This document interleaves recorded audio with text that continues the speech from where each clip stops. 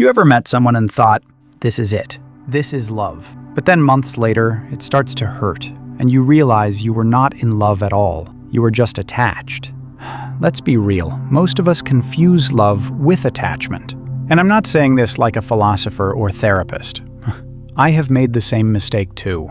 So today, I want to talk to you like a friend about what real love feels like, and how to know if what you are feeling is actually attachment pretending to be love.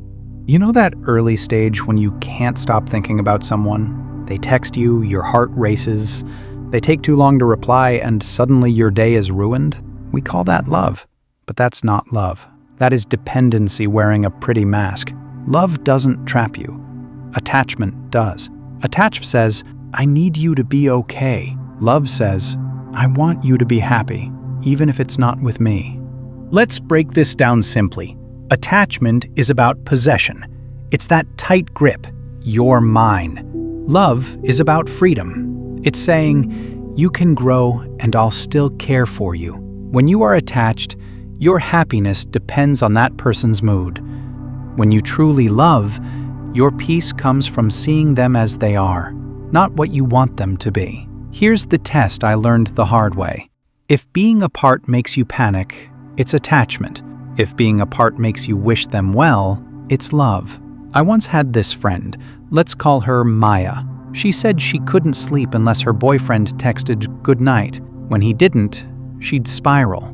Not because of love, but because her emotions were tied to his attention. That's not romantic. That's exhausting. Today, love's turned into constant validation. Likes, snaps, messages.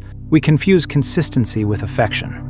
We think the one who texts every hour must love us more than the one who gives us space. But love isn't about constant contact. It's about connection that survives silence. Real love feels peaceful, not like a roller coaster. It doesn't drain you or make you question your worth. It's quiet, grounded, and steady. It may not feel as exciting as obsession, but it's the kind of love that lasts after the fireworks fade. Here's what I realized.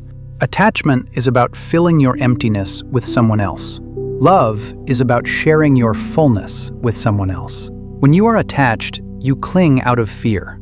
Fear of being alone, fear of losing, fear of being forgotten. When you love, you give out of freedom. Freedom to care, to support, without expecting anything back.